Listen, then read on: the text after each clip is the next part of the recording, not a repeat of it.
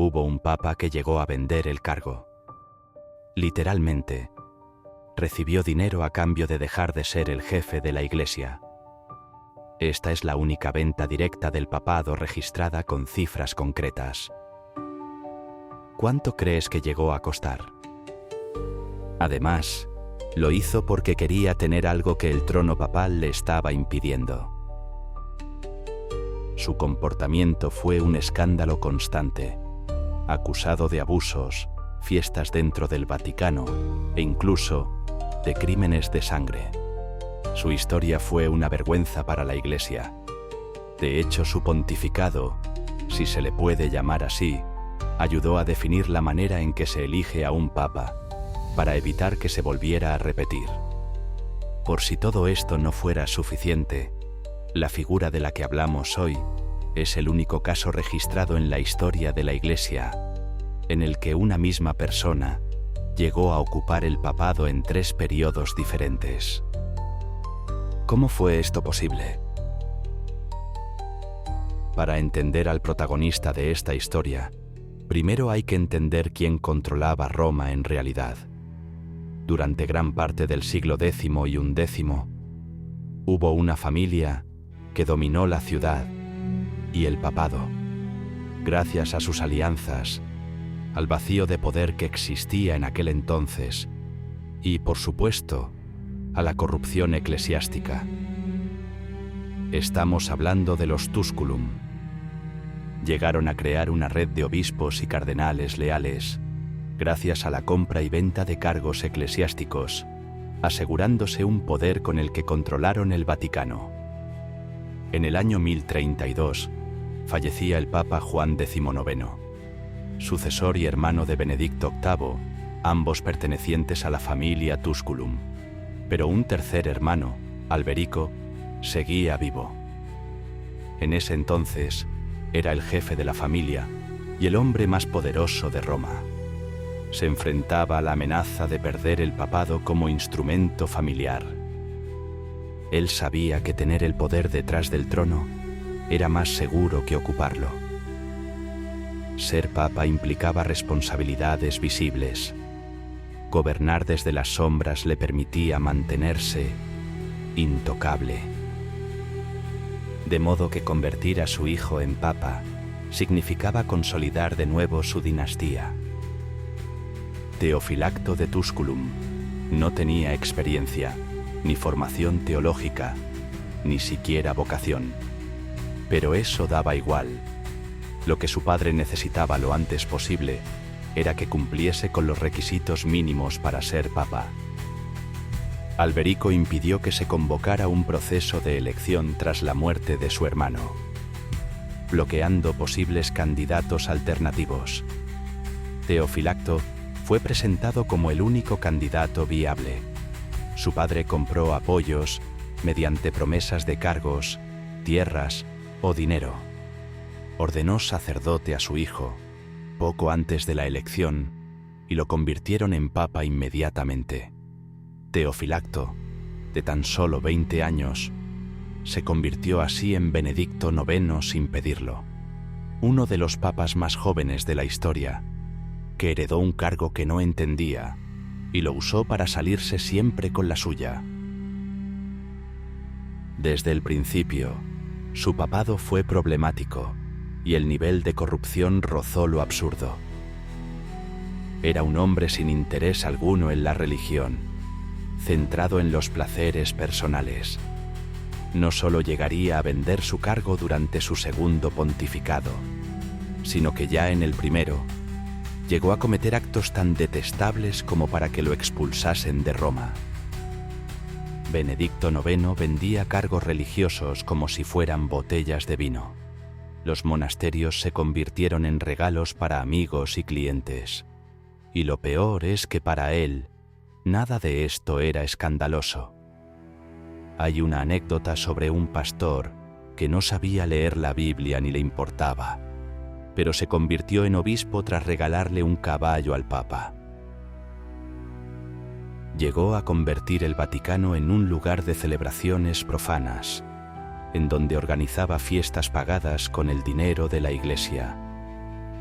No planeaba destruir nada. Solo pensaba que ser papa era eso. Pero incluso Roma tiene un límite, y Benedicto lo había superado con creces. Tras 12 años de pontificado, la ciudad dejó de ver al Papa como una figura sagrada. Y es que después de una acumulación insoportable de miserias, con sobornos, favoritismos, malgasto y humillaciones, los ciudadanos solo veían una posibilidad: la expulsión. El pueblo romano empezó a reunirse en zonas clave, exigiendo su salida, produciendo disturbios e incluso agresiones a clérigos cercanos al Papa. Viendo que nadie lo defendía, o que incluso se unían a los manifestantes, huyó de la ciudad por la noche, en secreto, para evitar linchamientos. Esto puso fin a su primer pontificado, en el año 1044, cuando Silvestre III ocupa su lugar inmediatamente, mostrando que ya tenían al sustituto preparado. Obviamente, Benedicto IX era un mal papa, pero también era un síntoma de un sistema corrupto que había perdido el control de su propio liderazgo. Aún así, volvería. Huyó de Roma para refugiarse en las tierras de su familia, en la ciudad de Tusculum, donde aún tenía poder militar y territorial.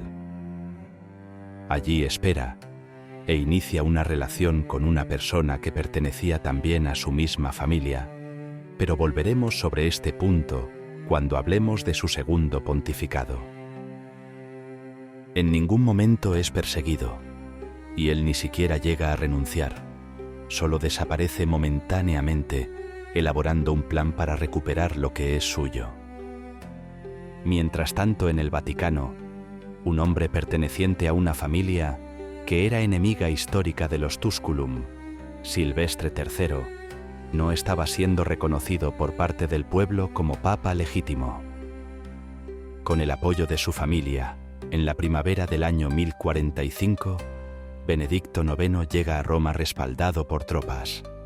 Desplaza a Silvestre III por la fuerza, recuperando el control del Vaticano, y se reinstala como papa. Pero este segundo pontificado apenas duraría 2 meses. El escándalo de su regreso provoca tensión interna. Esta vez no cuenta con ningún tipo de apoyo y siente que no encaja en el Vaticano. Además, desde hacía tiempo deseaba algo que no podría tener jamás siendo papa: contraer matrimonio. No hay detalles fiables con respecto a esto, pero algunas fuentes afirman que quería casarse con su prima. Quizá por primera vez, Benedicto quería algo y no podía comprarlo. De modo que toma la decisión de dejar el trono voluntariamente, pero no gratis. Giovanni Graziano, además de su padrino, era un cargo alto dentro del clero, un hombre de buena fama y con buenas intenciones. Pretendía recuperar el honor del Vaticano. Por primera vez en la historia, alguien paga por ser el nuevo papa. Graziano se convirtió en Gregorio VI. ¿El precio? 1.500 libras de oro.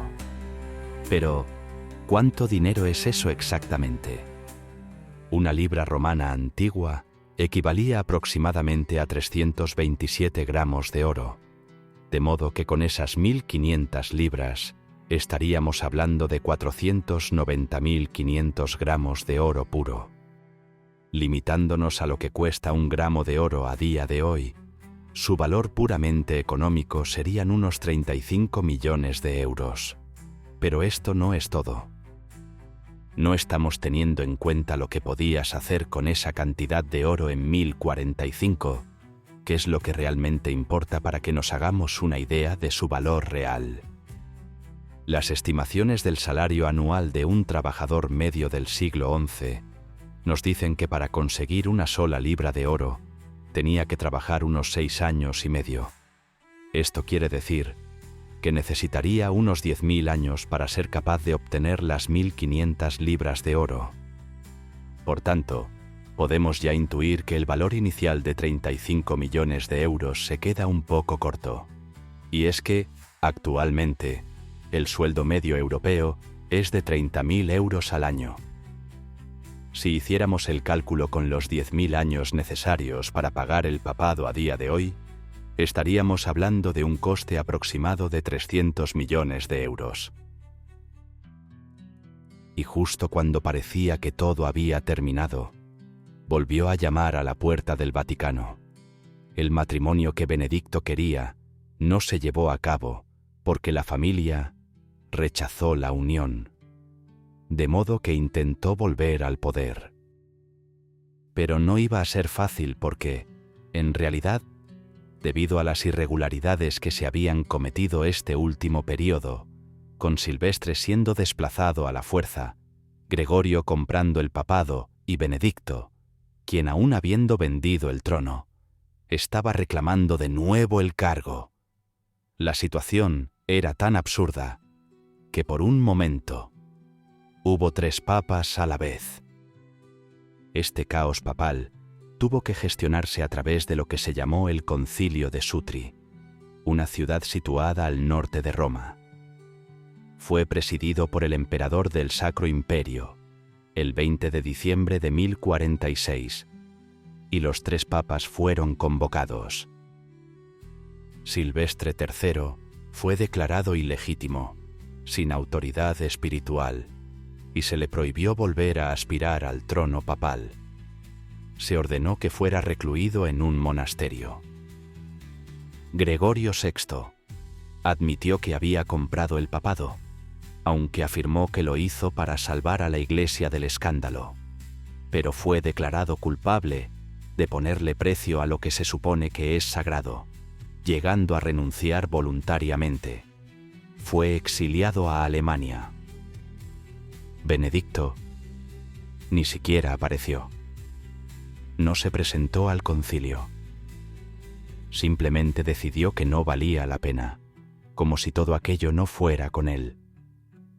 Aún así, el concilio lo juzgó igualmente y fue destituido, perdiendo cualquier derecho al trono papal. Pero, ¿pensabas que era el final?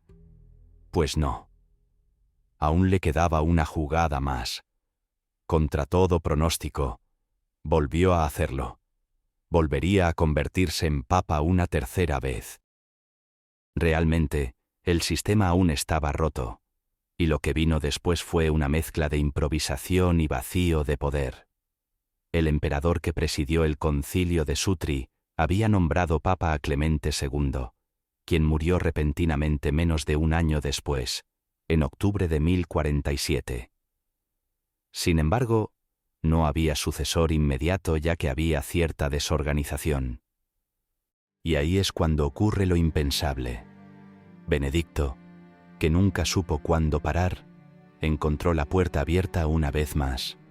Aprovechando la situación, vuelve a entrar en Roma gracias al poder militar de su familia que, aunque mucho menos influyente que antes, aún tenía recursos suficientes para ocupar el Vaticano en un momento de debilidad.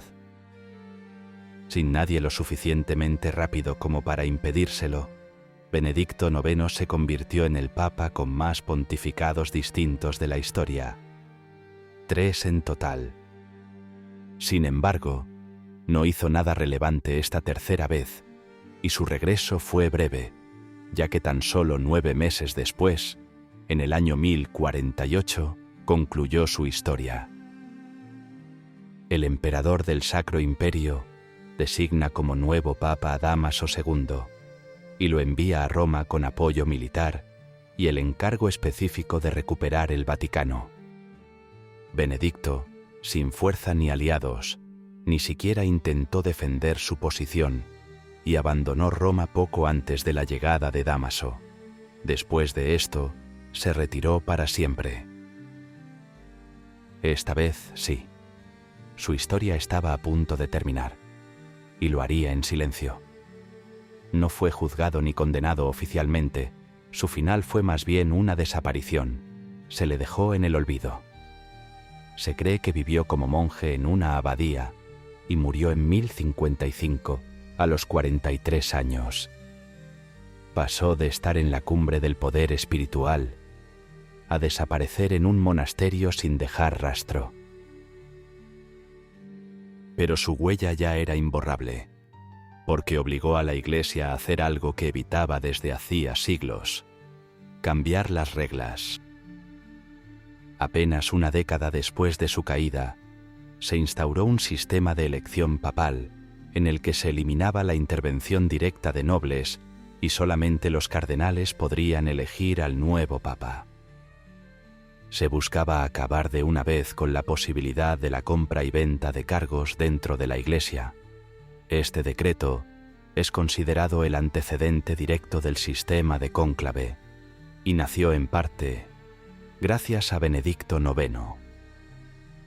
Fue el único hombre en la historia que fue papa 3 veces, pero quizás nunca debió serlo ni una. De los más jóvenes en sentarse en el trono de Pedro, con solo 20 años, y el único que decidió venderlo. Gobernó sin vocación alguna, escandalizó sin ningún tipo de vergüenza y desapareció sin castigo. Fue tan problemático que obligó a la Iglesia a reformarse para no volver a repetir ese error. No se arrepintió, no pidió perdón, ni siquiera se molestó en defenderse. Simplemente desapareció, como si nada hubiera pasado. Benedicto IX no fue un monstruo, fue un síntoma, un espejo roto que la Iglesia prefirió no volver a mirar.